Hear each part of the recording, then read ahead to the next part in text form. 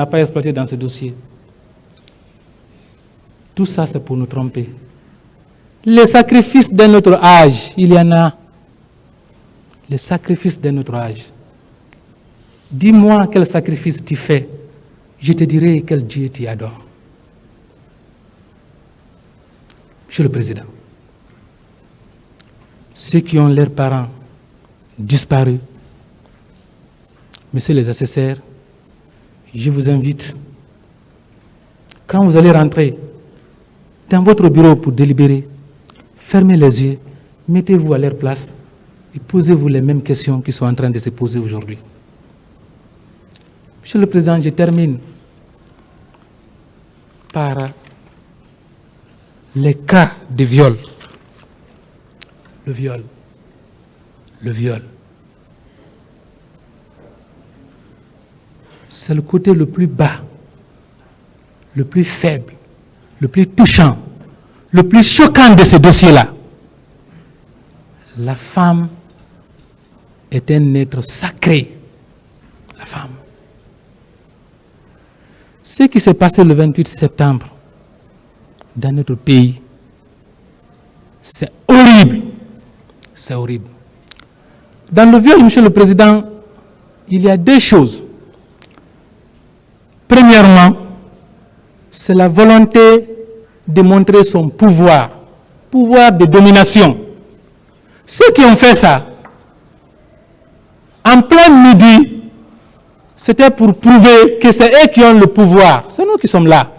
Oui, c'est nous qui sommes là. C'était pour montrer leur domination. Pour montrer leur domination. Ils l'ont fait pour montrer leur domination, leur pouvoir. Et ce qui est même plus terrible, ils ont œuvré pour défigurer notre histoire. Le 28 septembre, c'est une date historique, notre fierté. On a fait exprès pour suivre cette date-là. Pour suivre cette date. On a déclaré ce jour-là férié pour la première fois. On dit journée de recueillement. Aucun programme, aucune activité, aucun ministre n'était au courant. Le président a décrété ce jour-là férié uniquement pour que les routes soient libres, pour faciliter la circulation à ceux qui devaient massacrer. C'est ça. Faciliter la circulation à ceux qui devaient massacrer. Le président Dadis, il a fait ça. Si ce jour n'était pas férié, avec les embouteillages de Conakry, les gens aussi ont le courage. Ces miliciens-là, tout le monde n'allait pas rentrer au camp. Moi, je suis sûr qu'il y a les quartiers ici, avec les embouteillages, les gens allaient se jeter sur eux. Même la population civile allait arrêter certains. Mais il a bien réfléchi. Ça a été savamment fait. Il a dit, si je déclare ce jour-là férié, la route sera libre. Les corps, on peut circuler avec librement. Les miliciens, les militaires, ils peuvent passer. C'est pour ça qu'il a fait. La date historique du 28 septembre, il a tout fait pour que ça soit suivi. Les Mbalia Camara, nos héros. Les gens se sont battus pour cette date-là. Et c'est Stade lui-même qui porte un nom historique. Désormais, le 28 septembre va avoir soit un double sens, un sens pour les victimes, leurs parents, un sens pour les autres. Ou bien, Monsieur le Président, il ne va pas avoir deux sens, il va avoir un seul sens, mais partagé. Monsieur le Président, le pouvoir de domination, je le disais, il a été exercé ces jours-là, dans la mesure où à plusieurs reprises, on a entendu dire, comme vous n'aimez pas le président Moussa Dadis Camara, vous ne savez pas que c'est le président Moussa Dadis Camara qui est au pouvoir. Pivi a dit ça plusieurs fois. Vous ne savez pas? Maintenant, là, on vous montre que c'est lui qui est au pouvoir. Le viol, c'est aussi un instrument pour montrer son pouvoir, sa domination sur l'être le plus cher, la femme. Autre chose, Monsieur le Président, à part le pouvoir de domination, il y a la volonté de faire mal. Violer une femme, c'est porter atteinte à sa dignité. Violence morale, violence physique, tout cela a été connu au 28 septembre, le 28 septembre. On a déshabillé les femmes publiquement. Ces femmes-là ont connu vraiment un préjudice énorme. Publiquement, on a déshabillé les femmes. On a violé les femmes publiquement. Publiquement. Pour leur faire mal, non seulement physiquement, mais aussi, Monsieur le Président, moralement. Toi, tu es là. Les gens voient qu'on te viole. Quel préjudice, quel dommage. Le 28 septembre, quand ils ont fait leur sale besogne, en vidant tous leurs chargeurs, c'est les crosses de fusil là ils prenaient pour mettre dans les parties génitales des femmes. Et alors, quel horrible, quel horreur. Crosse de fusil. Les bois. Dans ce dossier-là, c'est un dossier qui est complexe, qui est volumineux, mais il y a beaucoup d'éléments traumatisants. Même les paires de chaussures, on a mis ça. Paires de chaussures. Paires de chaussures, c'est avec quoi on marche. Ça, c'est le sabotage de l'être humain, le sabotage. C'est un sabotage, Monsieur le Président. Chaussures, paires de chaussures. Les cigarettes. Cigarettes. On a éteint ça sur les jambes, sur les fesses des femmes. Les cigarettes. Cigarettes. Mais Dès vous l'a expliqué ici, une dame. Qu'on a assassiné froidement et l'enfant s'est remis dans son ventre. Parmi ces cas de viol, il y a une qui raconte que lorsqu'on a fini de la violer, elle dit, elle était enceinte. Elle dit, lorsque j'ai vu le sang couler, je me suis rendu compte que j'ai avorté et que j'ai perdu mon enfant. On viole une femme jusqu'à ce qu'elle avorte. Et que dire de l'irrésistible huis clos ordonné? Je n'ai jamais vu dans une procédure les hommes en robe noire pleurer. Pleurer. Ce que les femmes l'ont expliqué, c'était horrible. Pleurer.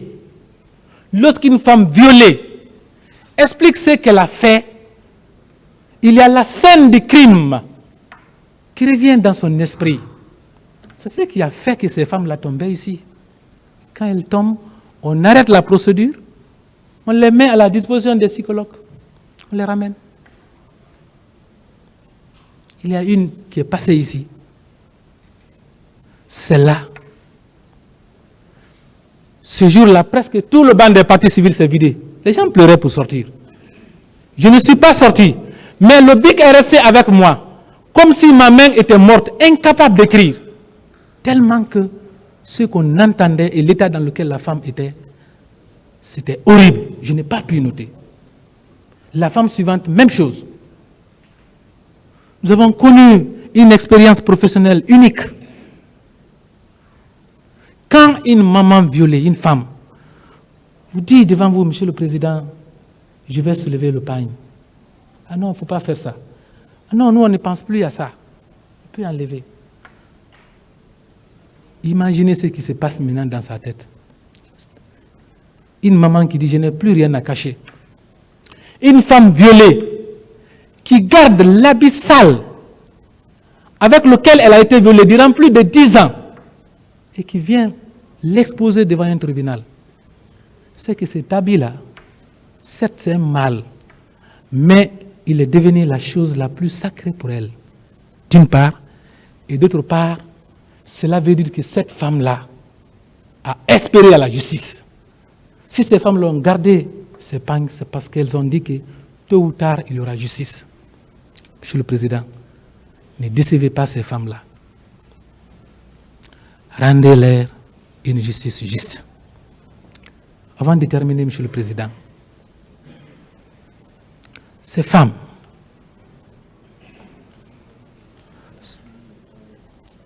violés, ces hommes assassinés au stade, ceux qui ont été blessés, découpés au stade, vous allez accorder une réparation. Mais ça va passer. Ce stade-là, stade historique, désormais, qui va avoir un double sens. Et je pense moi, que le 28 septembre, étant sacré, il est difficile que ces deux situations soient aujourd'hui réconciliées dans ce stade-là. La situation de deuil qu'on a connue et la situation de la date historique du 28 septembre. Je pense que les deux ne peuvent plus y aller. Je pense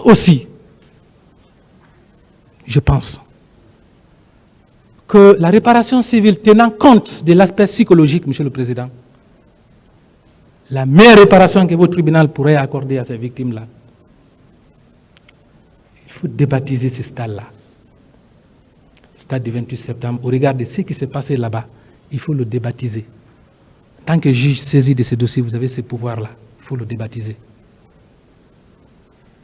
On peut construire d'autres stades, donner le nom du 28 septembre.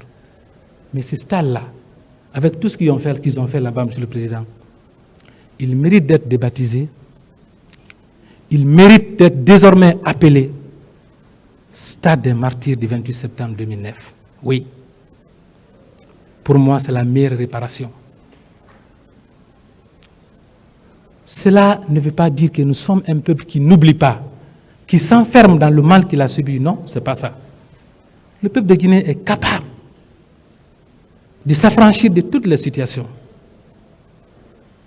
Mais nous avons un devoir de mémoire envers ces victimes-là. Un devoir de mémoire, Monsieur le Président. Aussi, ça va être désormais comme un indicatif pour tous nos dirigeants. Voilà. Pour dire qu'il y a la ligne rouge à ne pas franchir. Ce stade-là, le nom qu'il porte, c'est parce qu'il y a un président qui a franchi la ligne rouge. Voilà. Ça peut avoir une valeur de rappel pour tout le monde. C'est bon pour nous. C'est pourquoi, Monsieur le Président, eu égard à tout ce que j'ai dit, Monsieur le Président, je vous prie très respectueusement, sur l'action publique, on ne peut pas requérir parce qu'on n'est pas représentant du ministère public. Mais soyez fermes. Au regard de la forfaiture commise par ces accusés, nous espérons que les réquisitions du ministère public seront une pointe à la hauteur de ce mal qu'ils ont commis, qu'ils ont fait au peuple de Guinée, Monsieur le Président. Sur l'action civile, toutes les demandes qui ont été faites déjà dans ces dossiers-là, ces demandes-là, il faut les accorder aux parties civiles. Ensuite, Monsieur le Président, il faut ordonner la débaptisation du stade du 28 septembre. Ordonner qu'il soit désormais écrit, inscrit et lu Stade des martyrs du 28 septembre 2009. Monsieur le Président, je vais commencer mes plaidoiries en vous disant qu'en ouvrant ce procès, le 28 septembre 2022, vous avez allumé le feu de l'espoir dans le cœur des Guinéens. N'éteignez pas le feu de l'espoir dans le cœur des Guinéens. Je vous remercie. J'ai plaidé.